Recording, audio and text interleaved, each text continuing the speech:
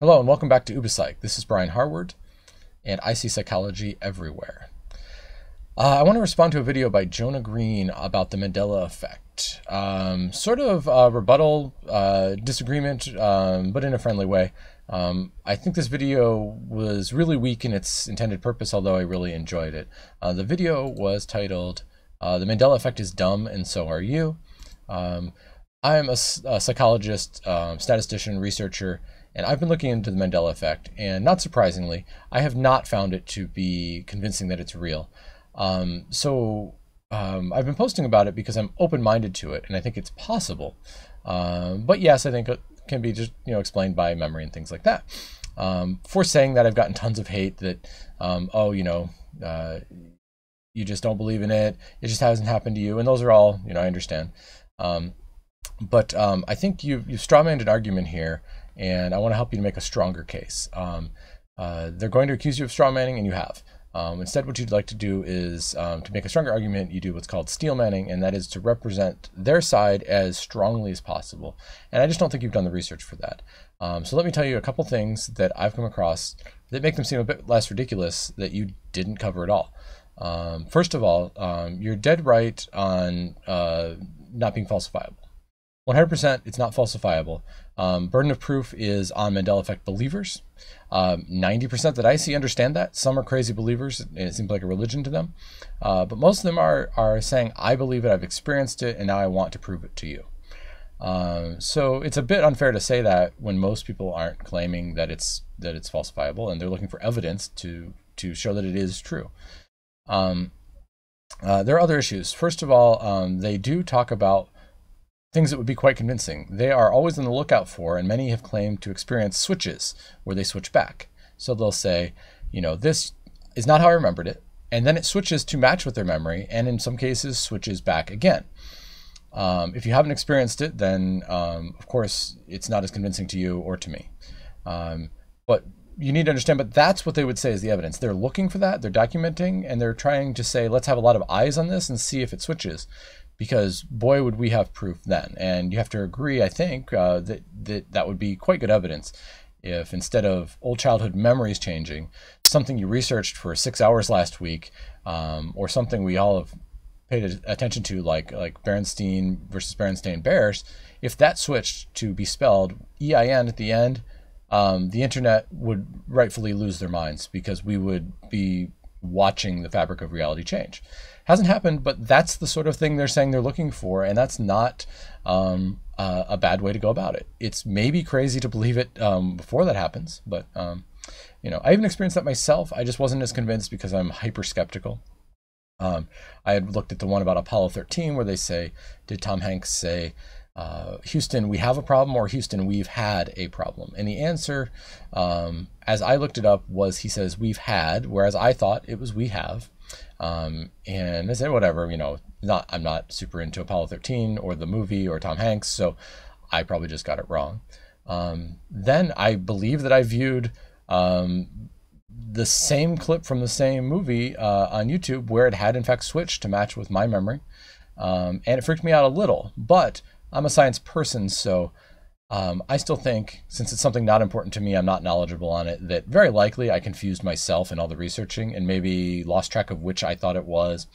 And then I think it even switched back, but I was too busy with work to pay attention, so sadly I kind of missed it.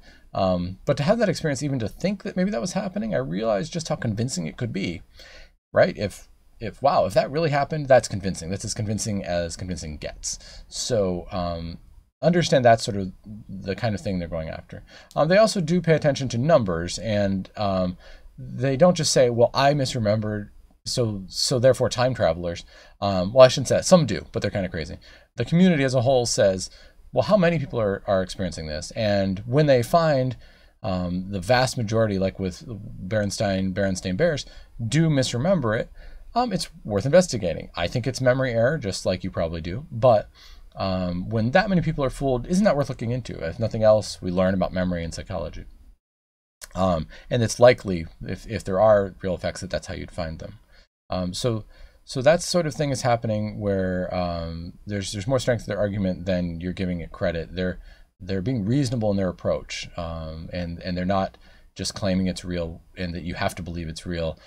You do see those videos, but that doesn't represent everyone. They're 100% proof. If it says that in the title, it's a crap video, because nobody has 100% proof, or you believe in it, I believe in it, and it'd be very easy to demonstrate that it's correct. But most people are more reasonable. Another thing that they're doing fairly well, where you're not giving credit, is when they talk about residual evidence. I don't know if you got to any of that. It looks like crazy talk at first, and it largely is. But people brush that aside in a bit of an unfair way as well. Residual evidence is when they say there is physical evidence somehow of their memory being right and reality having changed. And they can say, for example, in a movie maybe that there is the capturing of a logo on film that looks the way they remember it, and that in fact in reality never was that way. Again, the validity of that approach is pretty good. I think we're just waiting for evidence that fits to it that's really good. There was one about, I think it's the VW logo in the Back to the Future movies.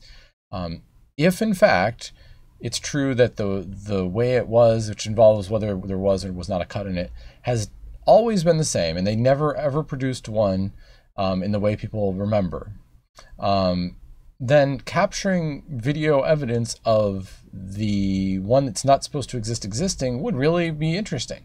That particular video, I felt like lacked the resolution and quality to say for sure that it wasn't just camera effects, showing it. And I never claimed to know what the VW Volkswagen logo really looked like. I mean, I knew the general shape, but I wouldn't know if it had a little line in it or not. I don't care.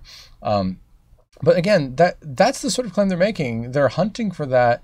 They've had personal experiences that have freaked them out. Some jump right to full belief. Yeah, they're crazy. Others say, I want to prove this, or I'm looking for evidence, and we need to be a little better in representing that argument. So they're looking. I think the better thing to say, instead of they're crazy and they blame everything on time travelers, is that they lack great evidence and are believing in it strongly anyways. And that's true, but it's not entirely crazy. If you believe in multiverse theories, or that we're living in a simulation, as some people do, and a lot of really thoughtful people believe, of course these things could change. If it's a simulation, anything could change. And people go, oh, well, then wouldn't everything change perfectly in line with the new change, and there wouldn't be any leftovers? As a longtime computer user, that's not my experience with computing. And even on a high level, these mistakes are made.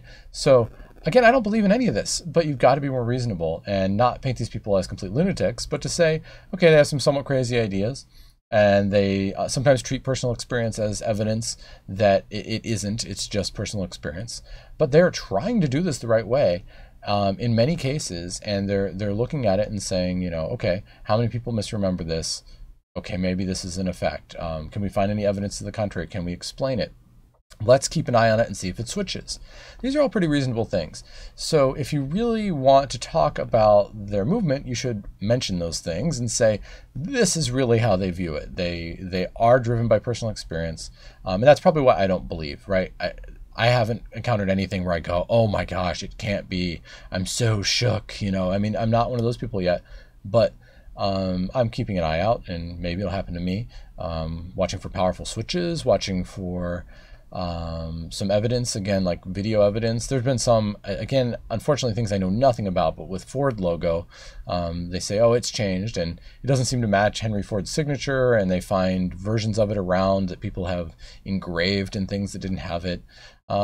This is a reasonable way to try and answer the question. Yes, I'm a skeptic like you, so I think to myself, well, that person who engraved it probably was lazy and didn't want to put in that detail, or they did it from memory and they misremembered it, or any of these things are possible.